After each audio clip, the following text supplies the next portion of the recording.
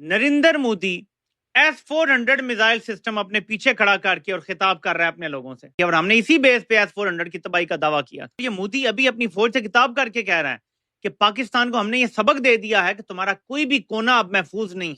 ऐसे नहीं बना था हमारा प्यारा वतन पाकिस्तान कि हमें ये पंगा नहीं करना चाहिए था। उनकी जो स्ट्रेंथ है वो उनकी इकोनॉमी है। खौफ मुझे इस बात का है कि अब मोदी क्या करेगा इसके बारे में किसी को आइडिया नहीं है।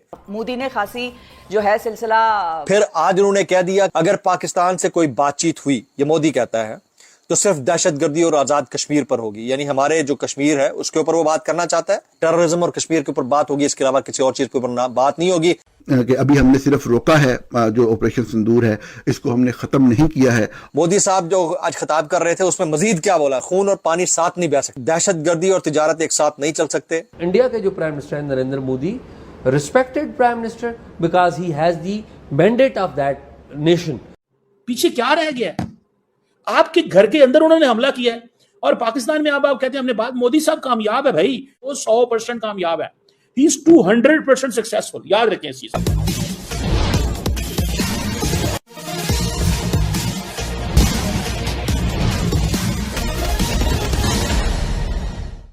Narendra Modi S-400 missile system अपने पीछे खड़ा करके और खिताब कर रहा है अपने लोगों से।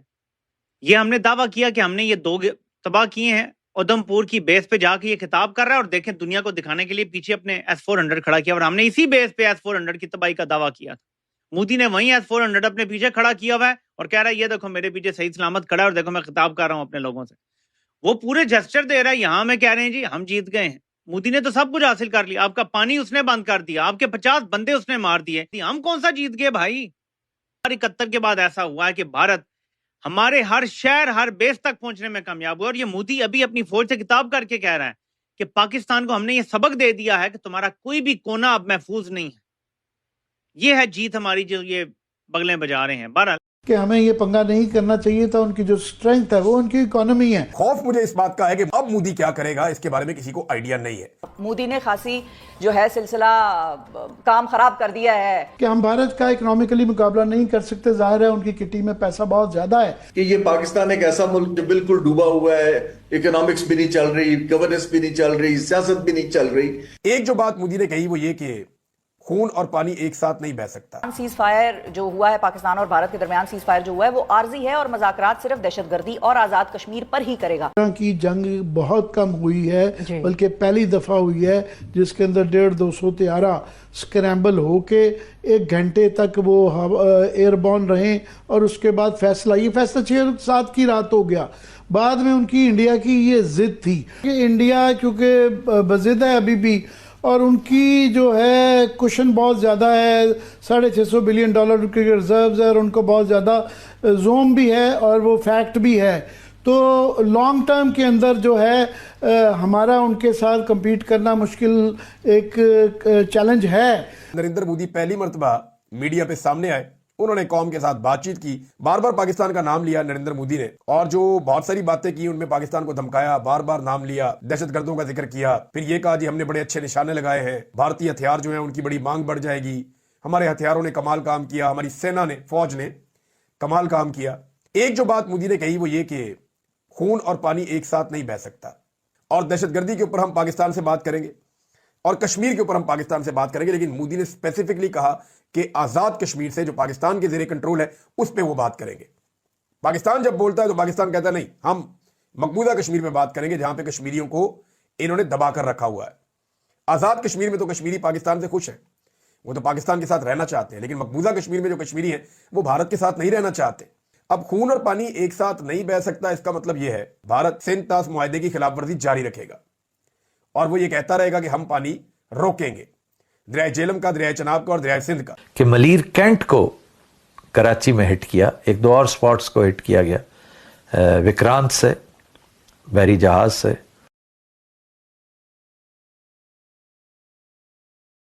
पीछे क्या रह गया है? आपके घर के अंदर उन्होंने हमला किया है और पाकिस्तान में आप कहते हैं हमने बात। मोदी साहब कामयाब है भाई, वो 100% कामयाब है। ही इज 200% सक्सेसफुल, याद रखें इस चीज को। 200% सक्सेसफुल है मोदी साहब। और यहां पे ये जो कंफ्यूज लीडरशिप है इसका क्या करना है? इस कंफ्यूज लीडरशिप का हमने क्या करना है? I don't know. मुझे नहीं पता इस कंफ्यूज लीडरशिप का क्या करना है या ये कंफ्यूज लीडरशिप क्या करेगी, मैं आई हैव नो आइडिया। ठीक है ना जनाब। लास्ट टाइम वो कहते थे जी कि हमने, पाकिस्तान ने ये कहा लास्ट टाइम कि जी ये हमारे कवे चिड़िया मार के चले गए। इस दफा उन्होंने कहा हम आपके कवे चिड़िया नहीं मारेंगे, हम आपके बंदे मारेंगे। This is what they said. So Modi ने बेसिकली एक बैरियर तोड़ा है। सीज फायर हो गया था इंडिया और पाकिस्तान के दरमियान, और उसके बाद जो है पाकिस्तानी टीवी चैनल्स पे मैंने देखा कि लोग डांस कर रहे हैं, मिठाइयां बांट रहे हैं, और जंगी तराने जो हैं, वॉर एंथम्स भी सुनाई दे रहे हैं सीज फायर के बाद भी। मैं सुन रहा था कुछ देर पहले हामिद मीर ये कह रहे थे कि कांग्रेस ने बहुत हार्श क्रिटिसिज्म किया है मोदी जी की गवर्नमेंट पे, कि उन्होंने मरवा दिया हमें। इस तरह की कोई बात आपके इल्म में आई है? जी, हामिद मीर जैसा इररिस्पॉन्सिबल जर्नलिस्ट इस दुनिया में नहीं हो सकता है।